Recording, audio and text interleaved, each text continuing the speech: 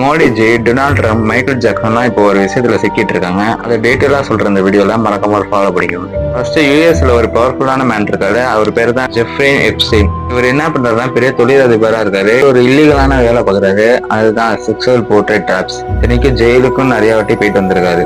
Minor பொண்ணுங்களை அனுப்பிட்டு child abuse தான் நடக்குது. உங்கள்கிட்ட போனது ஃபுல்லா மேஜர் பொண்ணுங்களே கிடையாது, எல்லாமே மைனர் பொண்ணுங்க. பண்ணிட்டு இருக்கும் போதே பெருசா ஒரு ஐடியா வந்திருக்கும் போல பெரிய பெரிய ஆளுங்கிட்ட போய் இதை கொண்டு போய் சேர்க்கணும்னு சொல்லிட்டு எப்ஸ்டீனுங்கிறது அப்படியே பேமெண்ட் மட்டும் வாங்காம அப்படியே அது ஒரு வீடியோ எடுத்திருக்காரு. கேமரா ஷூட் பண்ணி பிளாக்மெயில் பண்ணிருக்காரு.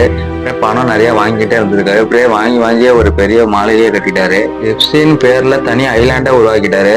இந்த மாதிரி இன்சிடென்ட் நடந்துட்டு இருக்கும் போது ஜூலை 6 அவரை கைது செய்யறாங்க. இன்ன வரைக்குமே தெரியல தானா சூசைட் பண்ணிட்டாரா என்னன்னு. ஆனா அவர் இப்ப இல்ல, இறந்துட்டாங்க.